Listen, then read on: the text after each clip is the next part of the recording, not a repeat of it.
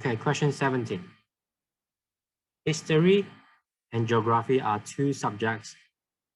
History and geography are two of the subjects students may decide to study. For a group of 40 students, the following is known. So you have 7 students who do not study history and geography, neither. 20 students study history, 18 students study geography. So whenever I put a hash bar means no, okay? Bar means the negation. So hash bar and G bar is 7. Student who study history is 20. Student who study geography is 18. Question A. A student is chosen at random by using a Venn diagram or otherwise. Find the probability that the student studies both history and geography. So let's draw a Venn diagram. Now in total, there are 40. So let's draw out. So we have 2 subjects, then you should have 2 circles. One represent H, one represent G.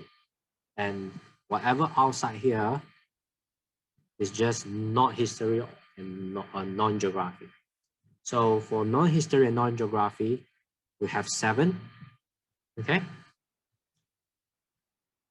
And then 40 minus 7 is 33. So in total, in this circle, the number of students in this 2 circles must be 33.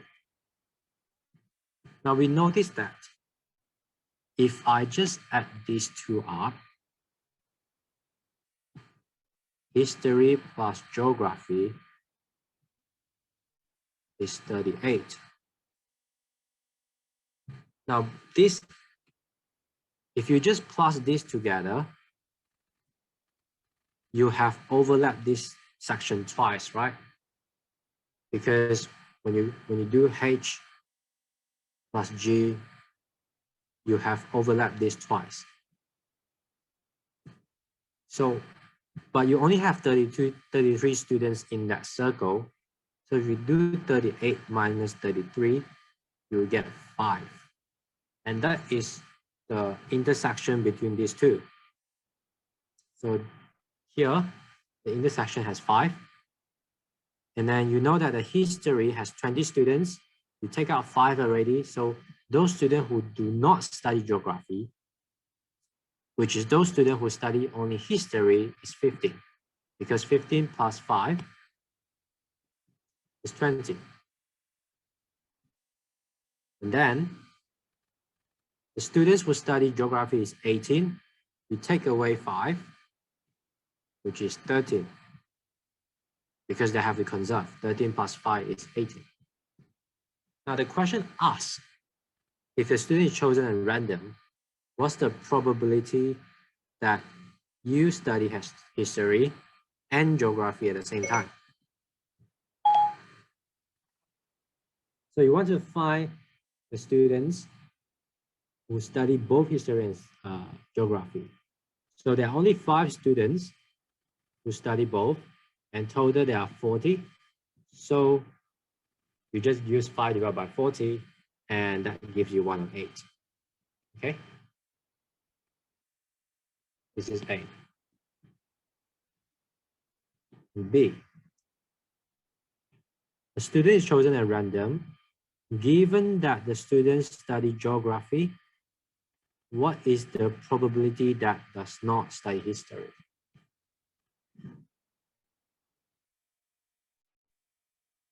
So you want to find the probability. Now you don't have to use this P. You can, I think your teacher might use this one, okay?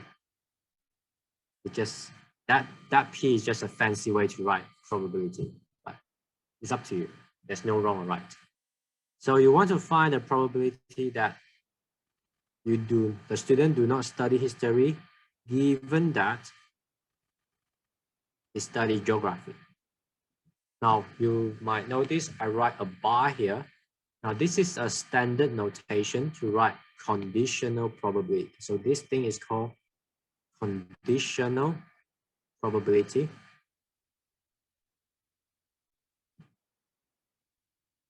The right-hand side is the condition because, and it's G because that given that the students study geography. So this is the condition that you are given. Okay, whenever you see given that, whatever after is a condition. And this one is the event. So you want to find the event that, even on this condition, what's the event that the student does not study history? So you are given a condition of geography, so you are looking at this circle on.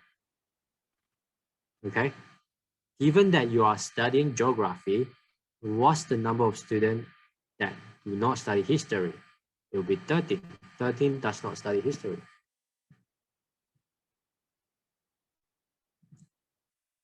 Now, the bottom part, because you are in this circle, so the total number of students is 18.